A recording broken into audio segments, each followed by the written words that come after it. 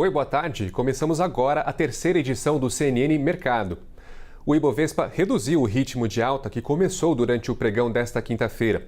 O índice opera agora nos 127 mil pontos. Os investidores acompanham a repercussão das explosões nas proximidades do prédio do Supremo Tribunal Federal em Brasília. O pacote de corte de gastos continua no radar do mercado, mas o anúncio deve ficar só para a próxima semana. O que também chama a atenção é a série de balanços corporativos do terceiro trimestre.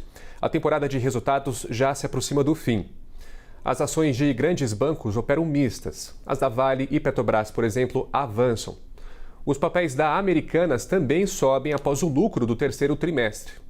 Enquanto isso, o dólar está praticamente estável em relação ao real, ficando na faixa dos R$ 5,70. A moeda americana ainda reflete os efeitos da vitória de Donald Trump nas eleições dos Estados Unidos. E o índice de atividade calculado pelo Banco Central subiu 0,8% em setembro, quando comparado com o mesmo mês do ano anterior. Os dados foram divulgados agora de manhã e o resultado mostra como a atividade econômica permanece resiliente.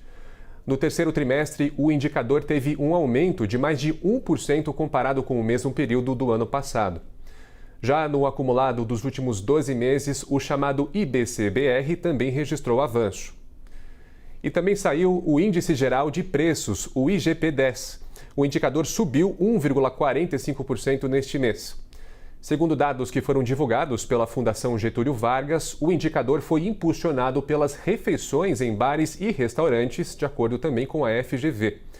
Este movimento aumenta a pressão sobre os serviços. Na outra ponta, o índice de preços ao produtor amplo ainda sente os efeitos da seca, apesar da retomada das chuvas. E o índice de custos de produção ficou estável, com destaque para a mão de obra. Já no balanço corporativo, a gente volta a falar de Americanas. A empresa disse que teve um lucro líquido de mais de 10 bilhões de reais. E com isso reverteu então o prejuízo do mesmo trimestre do ano passado. Esse resultado veio cheio de efeitos gerados pelo plano de recuperação judicial e foi também o primeiro número após a capitalização e pagamento de credores.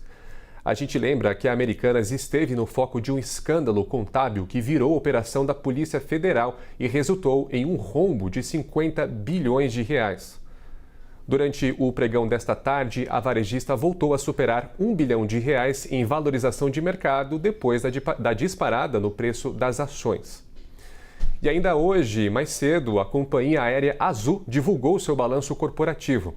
Segundo a empresa, ela reduziu o prejuízo para R$ 203 milhões neste terceiro trimestre.